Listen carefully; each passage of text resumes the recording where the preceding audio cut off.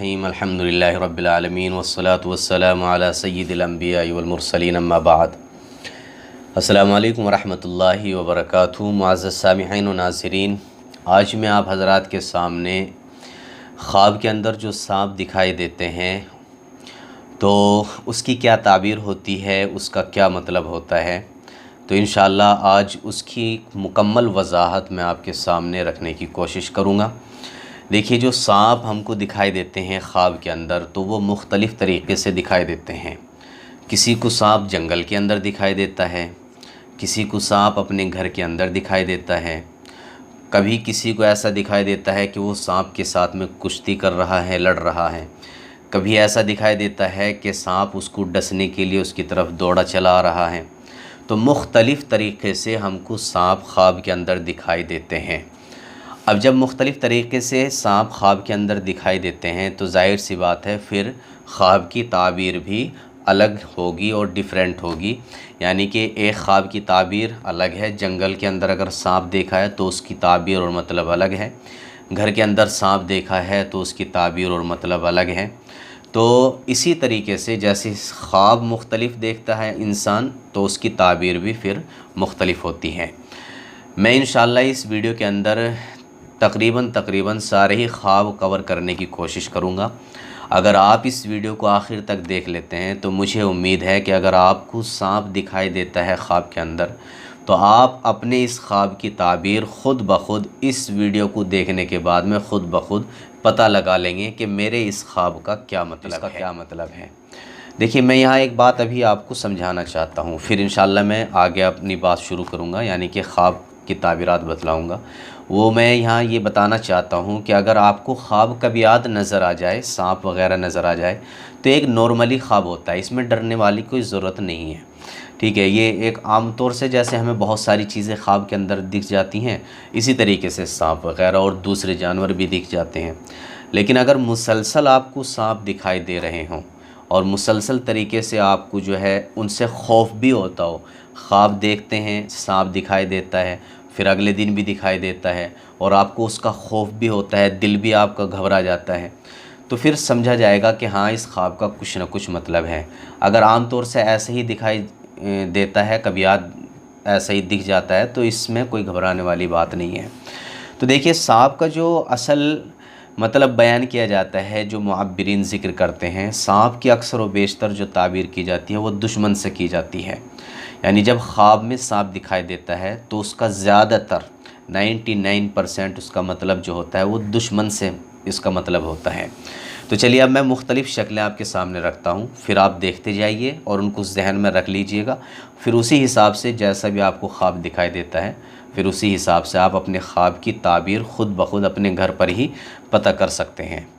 Number 1, अगर देखें कि उसके घर में सांप है तो इसका मतलब ये है कि उसके घर में से कोई बंदा उसका दुश्मन है।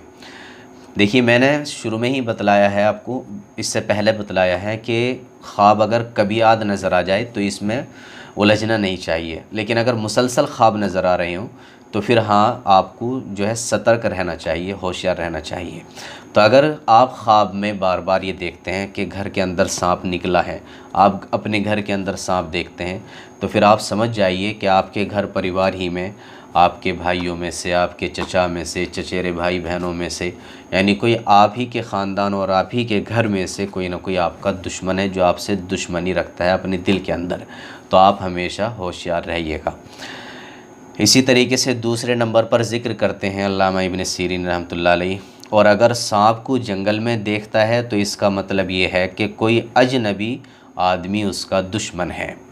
तो अगर जंगल में देखता है या बाहर किसी सड़क पे, बियाबान, जंगल में किसी अजनबी जगह पर देखता है तो फिर इसका मतलब ये है कि कोई अजनबी इंसान जिसको हम नहीं जानते हैं वो हमारा दुश्मन है और उसके दिल में हमारी तरफ से दुश्मनी है। तो आपको इसमें भी होशियार रहना चाहिए। इसी तरीके से तीसरे नंबर पर ज़िक्र करते हैं कि अगर देखे कि उसने सांप के साथ लड़ाई की है तो इसका मतलब है कि दुश्मन से उसका झगड़ा होगा, क्योंकि सांप से मुराद दुश्मन है। तो अगर ख्वाब के अंदर आप सांप से लड़ाई करते हैं तो इसका ज़ाहिर सी बात है यही मतलब निकलता है कि फिर गोया कि आपका और आपके दुश्मन का आपस में झगड़ा होगा। इसलिए आप इसमें भी होशियार रहें और एहतियात के साथ में कदम उठाएं और झगड़े से बचने की कोशिश करें। कोई भी ऐसी एक्टिविटी ना करें कि आपका झगड़ा हो, इसलिए पहले से ही सतर्क जिक्र करते हैं। और अगर देखें कि सांप उससे झगड़े में जीत गया है तो इसका मतलब है कि उसका दुश्मन उससे झगड़े में जीत जाएगा।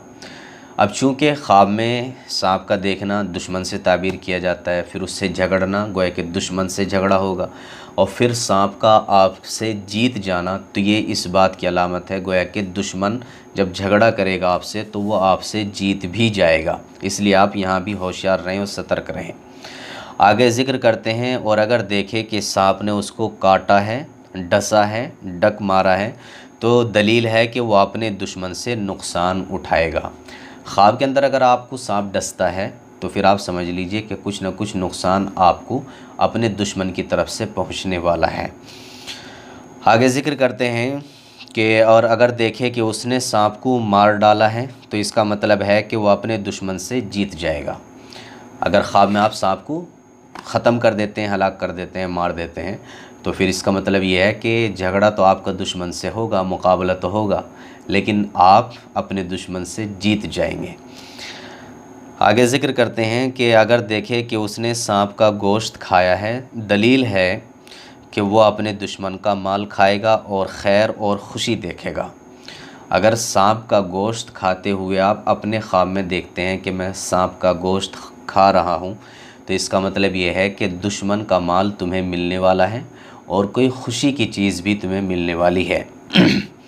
आगे ज़िक्र करते हैं, अगर देखें कि उसने सांप के 2 टुकड़े किए हैं तो इसका मतलब है कि दुश्मन से इंसाफ हासिल करेगा, और अगर दोनों टुकड़े उठा लिए हैं दलील है कि दुश्मन का माल लेगा। यानी 2 टुकड़े सांप के आप ख्वाब के अंदर तोड़ करके उसके काट करके 2 टुकड़े कर देते हैं, तो इसका मतलब ये है कि दुश्मन की तरफ से जो है आपको इंसाफ मिलेगा। झगड़ा हो रहा है, फसाद हो रहा है, कोई केस चल रहा है, कोई ऐसा मामला चल रहा है, तो इंशाअल्लाह आपको जो है अपने दुश्मन की तरफ से इंसाफ मिलेगा।